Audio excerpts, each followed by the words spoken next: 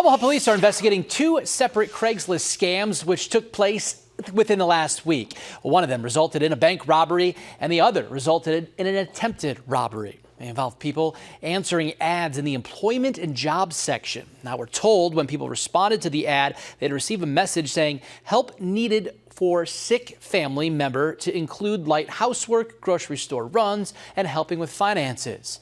Omaha Police says if a person who is hiring you instructs you to go to the bank to withdraw money from his or her account, it is likely a scam.